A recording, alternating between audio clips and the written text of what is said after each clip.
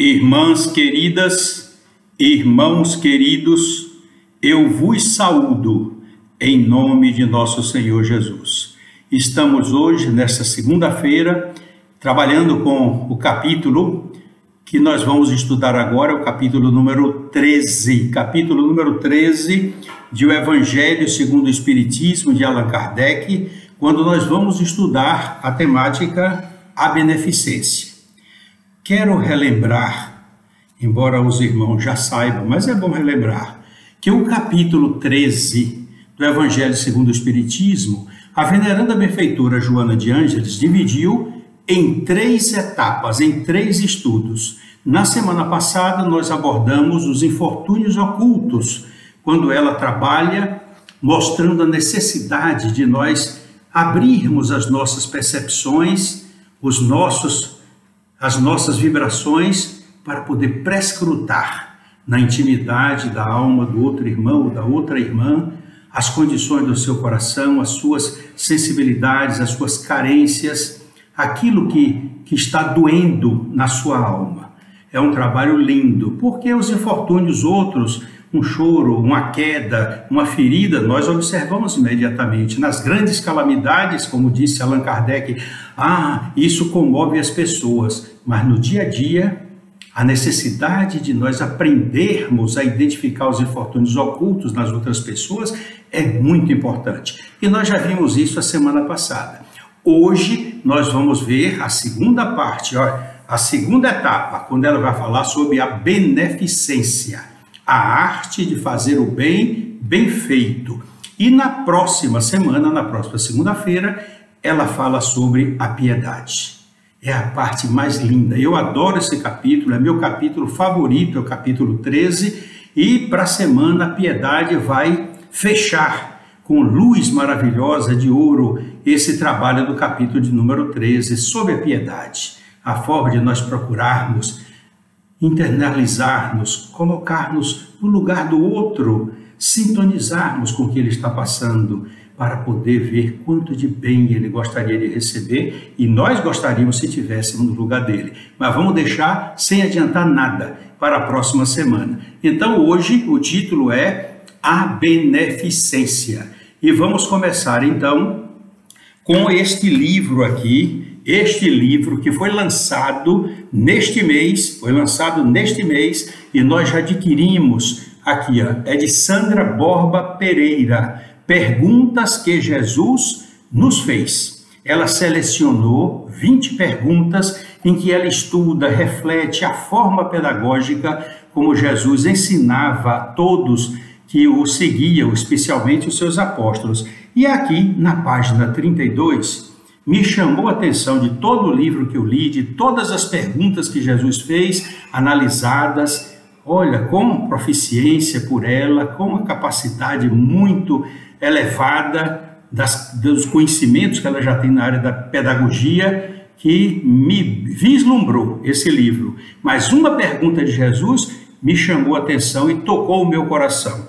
Está aqui na página 32, quando Jesus pergunta: por que me chamais Senhor, Senhor? Nós nos chamamos Mestre Senhor Jesus. Quando vamos fazer uma prece ou o chamamos, eu vou repetir: por que me chamais Senhor, Senhor, mas não fazeis o que eu digo?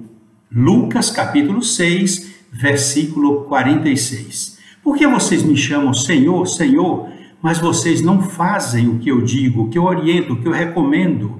É isso que nós vamos trabalhar, colocando na nossa fronte, no nosso coração, para refletirmos nessa pergunta diante da temática de hoje, que é justamente a beneficência. Portanto, nós vamos conversar.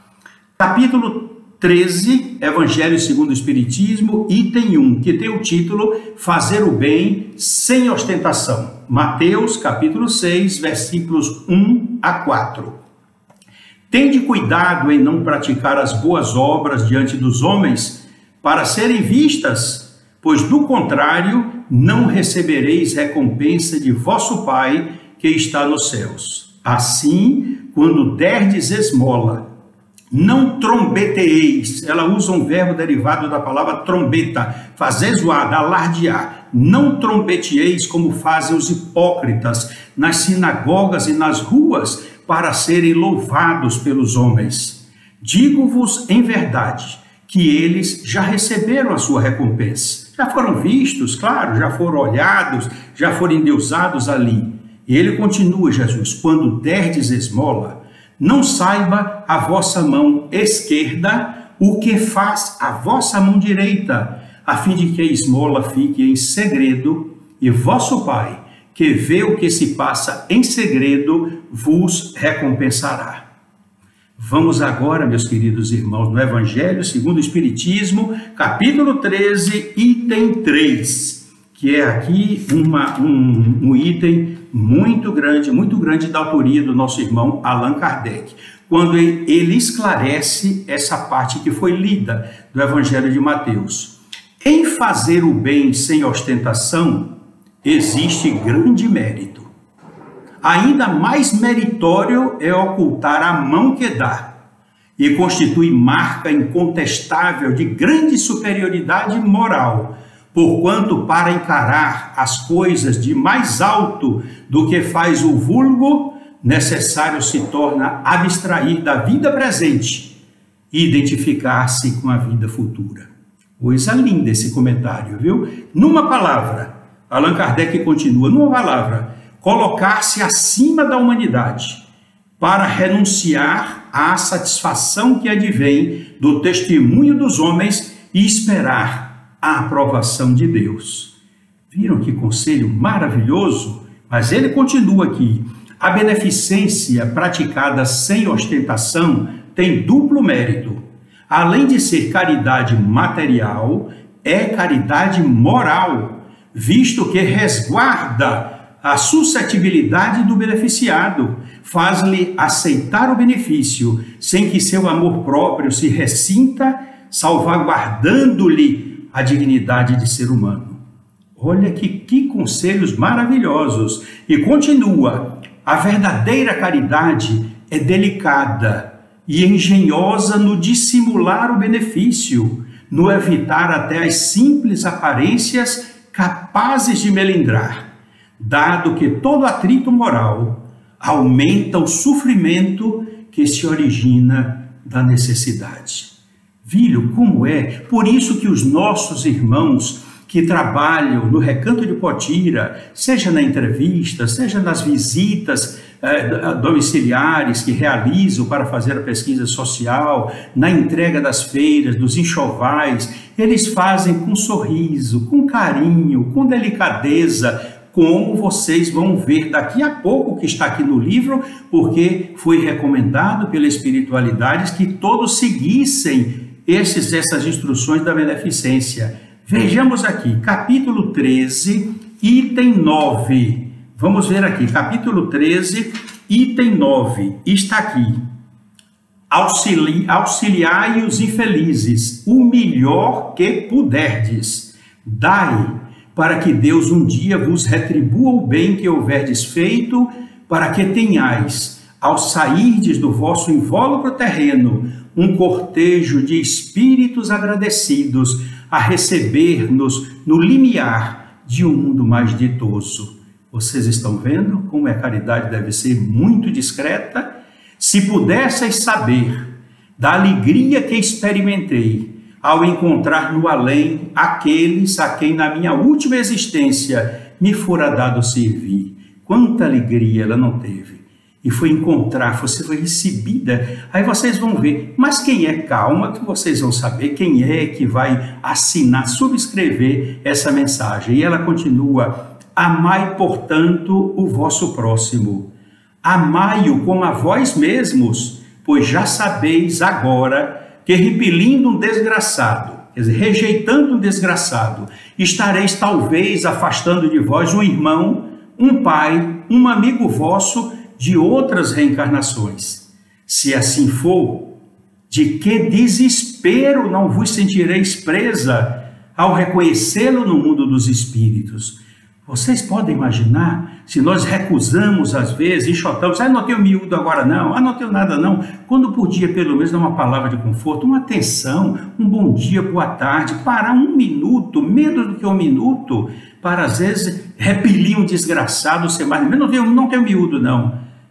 Olha a recomendação dela, estareis talvez afastando de vós um irmão, um pai, um amigo vosso de outrora, quer dizer, de outras existências passadas. Se assim for, olha o que ela diz, de que desespero não vos sentireis presa ao reconhecê-lo no mundo dos espíritos? Com que cara nós vamos olhar esse irmão que nós recusamos dar algo que pudesse acalentar e às vezes alimentar os filhos em casa, resolver um problema, pagar uma conta de água, pagar uma conta de luz, está tudo caro hoje.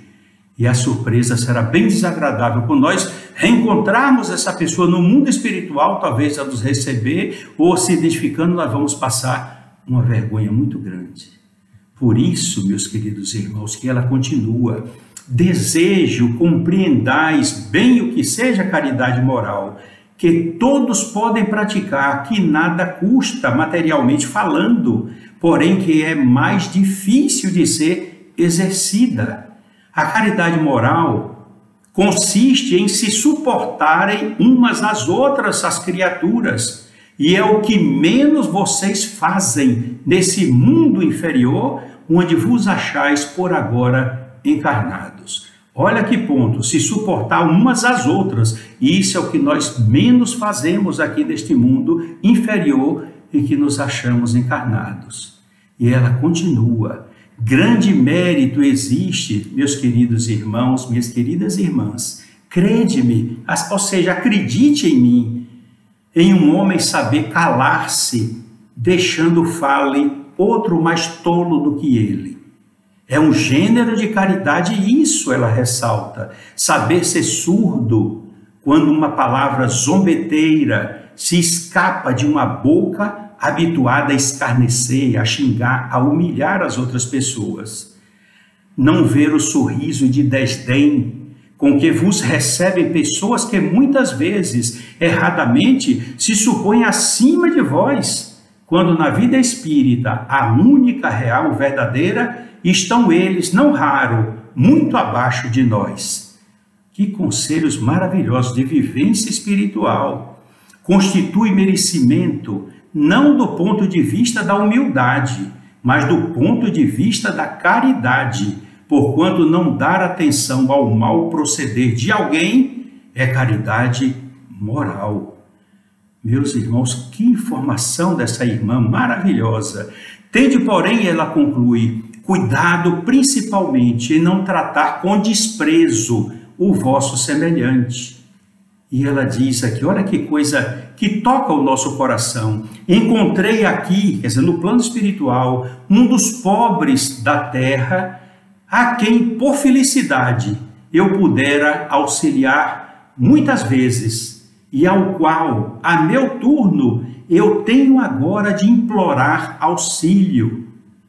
E ela conclui, pensai nos que sofrem e orai. Irmã Rosália. É linda essa mensagem para vocês lerem em casa. E aqui nós vamos, continuando, Evangelho segundo o Espiritismo, de Allan Kardec, capítulo 13, agora no item 11, uma mensagem de Adolfo, bispo de Argel, quando ele fala, olha, são passagens lindas, por isso que eu amo esse capítulo. Pudesseis, meus amigos, ter por única ocupação tornar felizes os outros. Eu vou repetir, porque eu já repeti para mim várias vezes. Pudesseis, meus amigos, vocês terem por única ocupação tornar felizes os outros. Quais as festas mundanas que podereis comparar às festas que celebrais como representantes da divindade? Levais alegria a essas famílias que da vida apenas conhecem as vicissitudes e as amarguras, quando vedes nelas os semblantes macerados refugirem subitamente de esperança, porque faltos de pão, os desgraçados ouviam os seus filhinhos gritando repetidamente a chorar estas palavras que, como agudo punhal, se lhes enterravam nos corações maternos. Estou com fome, mamãe. Oh, compreendei as obrigações que tendes para com os vossos irmãos. Ide ao encontro do infortúnio, ide em socorro, sobretudo, das misérias ocultas, que são as mais dolorosas. Ide, meus bem-amados, e tende em mente estas palavras de Jesus, nosso Salvador. Quando vestirdes a um destes pequeninos, lembrai-vos de que é a mim que o fazeis. É na caridade que deveis procurar a paz do coração, o contentamento da alma, o remédio para as aflições da vida.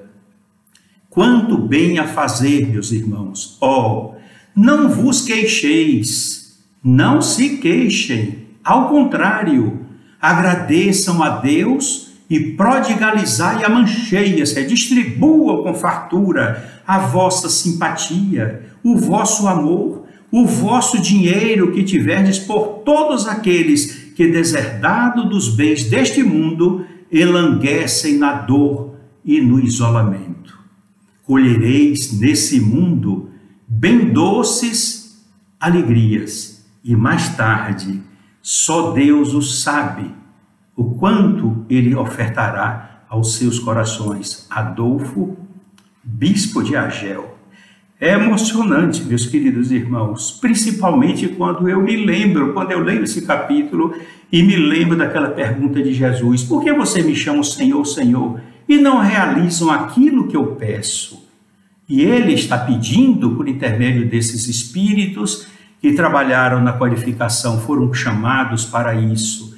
Vamos agora ver a veneranda benfeitora Joana de Ângeles explicando, esclarecendo, colocando luz no pensamento do Evangelho e atualizando o pensamento de Jesus para as épocas da atualidade. Na página 117, quando ela começa lindo, maravilhoso, dizendo: a beneficência ou a ciência de bem fazer, a arte da ação do bem, é, do ponto de vista da psicologia profunda, o compromisso de humanidade para com as criaturas no seu sentido mais elevado.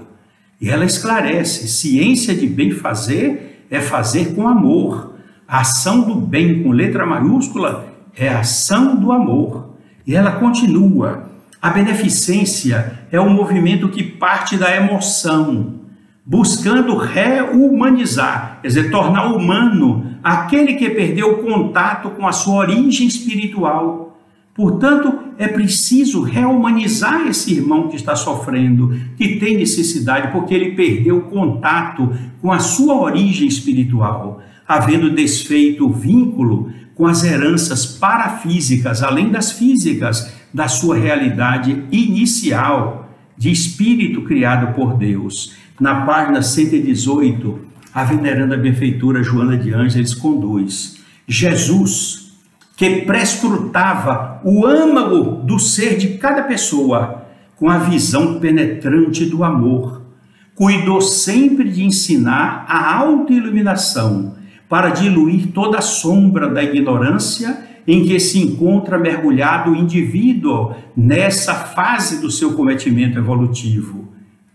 Não havia, para esse autoconhecimento, recurso melhor e mais oportuno do que a beneficência, que se expressa mediante o anonimato das ações dignificantes, de forma que a sua prática não receba o prêmio da gratidão do beneficiado, nem o reconhecimento do povo, do grupo social.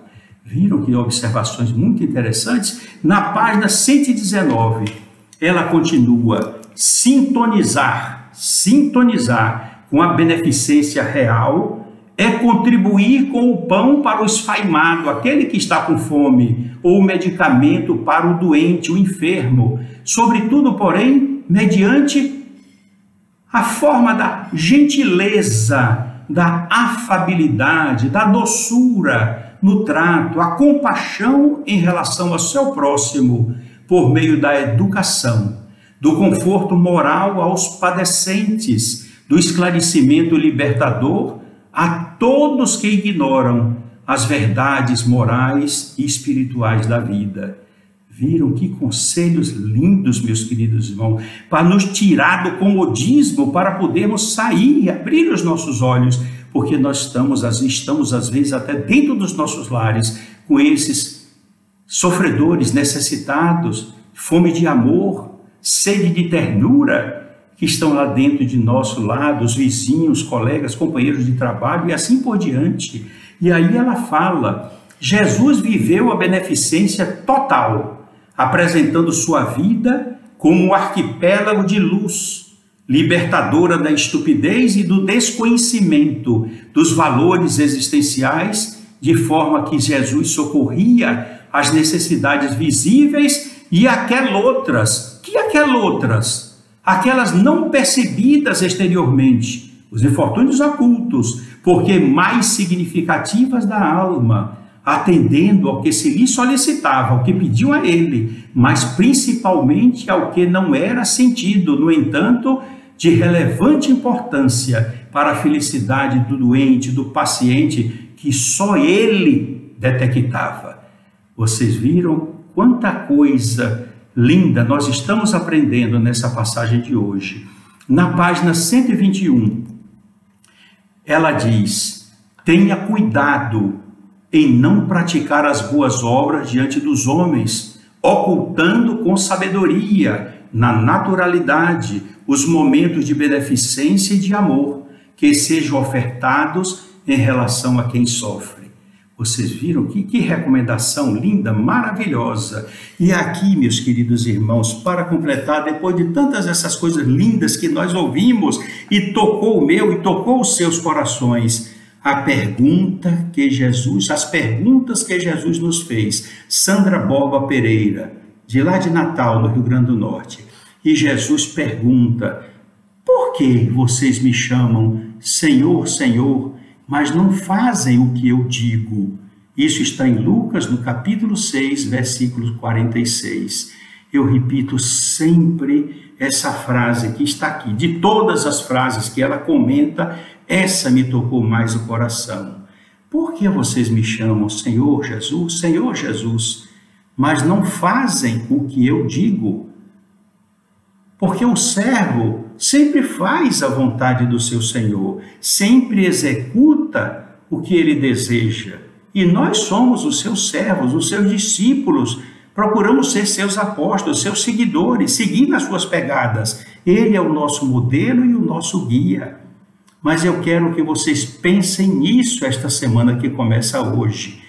Por que me chamais Senhor, Senhor, mas vocês não fazem o que eu digo? Levem para o coração, para a mente e reflexionem, reflitam. Será que eu estou fazendo como a palestra que nos foi oferecida hoje, que a Ari está aqui transmitindo para vocês, recebendo das páginas do Evangelho segundo o Espiritismo e do livro Jesus, o Evangelho à luz da psicologia profunda? Será que eu estou fazendo, Senhor Jesus? Será que eu estou fazendo aquilo que o Senhor está dizendo no seu Evangelho? Se eu não estiver fazendo, Senhor, ilumina o meu coração, ilumina os meus caminhos, mostra-me os sofredores, dá-me forças, coragem, determinação, firmeza, para que eu abandone o comodismo do leito, da cadeira, da televisão e procure observar as necessidades à minha volta, principalmente que depois e durante ainda não terminou a pandemia perversa que está aí, mas nós sabemos que os casos de fome, devido ao aumento dos preços, da inflação que está ocorrendo, são muito grandes. Nós temos a felicidade que no Recanto de Potira, todos os nossos irmãos que contribuem mensalmente, que outros que oferecem doações, nos facultaram manter todas as obrigações das duas instituições, água, luz, salário, limpeza, em perfeita ordem, e atender às compras para as feiras, daquelas irmãs, daquelas gestantes cujos filhos são lindos, e depois que nós estivemos lá, depois que foi criado o Recanto de Potira, depois que a Casa de Guará administra, através de seus irmãos, tudo que se falar, nunca mais houve uma morte de uma criança, porque os gêneros alimentícios, nunca reduzimos um caroço de feijão. A feira custa mais ou menos, pesa mais ou menos 30 quilos de alimentos, fora o enxoval, que é maravilhoso, lindo, de fazer feliz uma gestante, vendo só o que ela está recebendo, ela fica maravilhada. Isso tem despertado outras esperanças nos corações dessas pessoas. E é por isso que eu digo a vocês, não vamos parar. Não nos deixem parar, porque as contribuições de vocês salvam vidas e levam esperança com a firmeza de que o mundo vai mudar, porque eles acreditam no Grupo Espírita Casa de Guará e no Recanto de Potira que lá está. E nós temos fé em Jesus, na misericórdia de Deus, que breve nós voltaremos a ter as nossas reuniões, não somente pela internet, mas presenciais, para nossa alegria. Mas até lá, façamos a pergunta diariamente: por que me chamais Senhor, Senhor, meus queridos filhos do coração, mas vocês não fazem o que eu digo? Abram as mãos e ofereçam as mãos a Jesus para o trabalho redentor. Que essa lição de hoje, que tocou o meu coração profundamente, toque o coração de você que está me ouvindo. Reflita nessa pergunta: por que vocês me chamam Senhor Jesus, mas não fazem o que eu digo?